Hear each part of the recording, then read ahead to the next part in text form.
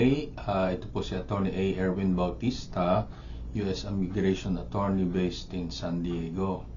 Ang ating pong topic for today ay illegal gambling that will impeach your good moral character. Yung po bang pagpunta sa casino ay considered illegal gambling? Ang sagot po dyan ay hindi, kasi playing in the casino, gambling in the casino is legal gambling. Ang pinipigil po ng illegal gambling ay yung mga considered na commercialized vice or illegal income from illegal gambling. Mas malaki sa bisyo ng pagsusugal lamang ang illegal gambling. Ano po? Under Section 11 of Title 8 of the U.S. United States Code, where immigration laws appear, Section F4 to 5 provides that no person shall be regarded as or found to be a person of good moral character who, during the period for which good moral character is required to be established, is or was, number 4, one whose income is derived principally from illegal gambling activities, or number 5, one who has been convicted of 2 or more gambling offenses committed during such period. So, ang magandang balita yung pagsusugal sa casino ay hindi po considered illegal gambling. At saka po, in order for you to lose good moral character because of illegal gambling, dapat your source of income must be from illegal gambling activities, and you must have been convicted of 2 or more gambling offenses. So, ano po ba yan? Yung mga bookies yan yung pagtaya mo doon sa mga bookies. So, kapag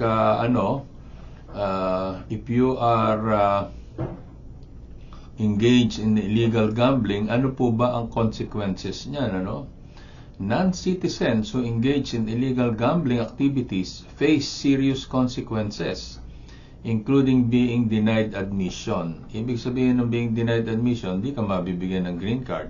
When you are given a green card, you are being admitted as a legal permanent resident. So you can be denied becoming a green card holder, or at worst, you can be deported or having your application for citizenship denied.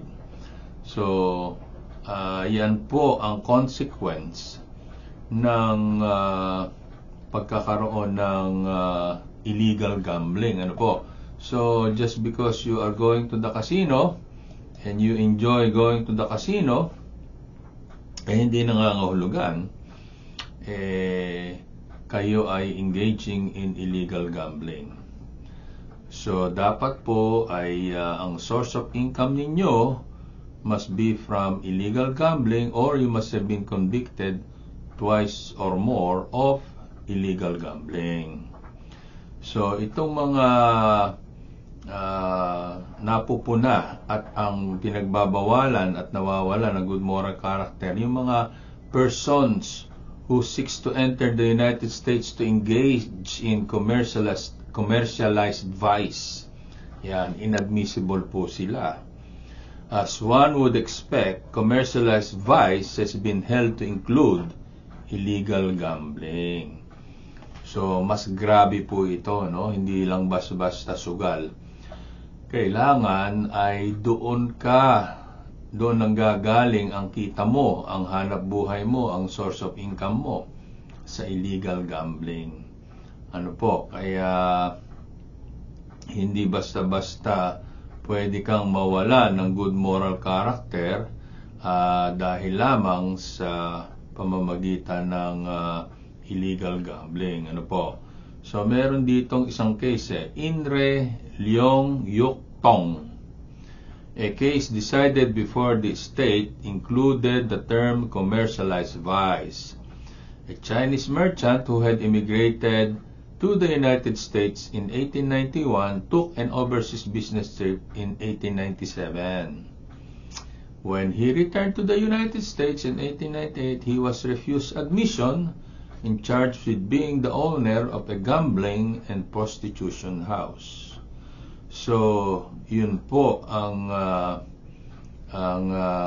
illegal gambling or commercialized vice.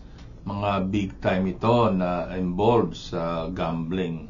Ano po, sila ang mga may-ari, sila ang nagpapatakbo ng negosyo.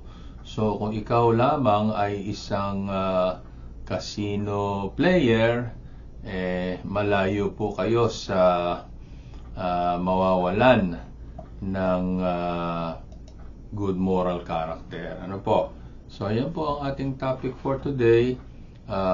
Playing or gambling in the casino will not impeach your good moral character because it's not considered illegal gambling. Ano po? We are not promoting the practices of going to casino. We are just discussing the legal impact of illegal gambling, and playing or gambling in the casino is not considered illegal gambling. So yun lang po ang point ng ating topic for today, na hindi nangangahulugan nagkakasino ka, ikaw ay wala ng good moral character. Ano po?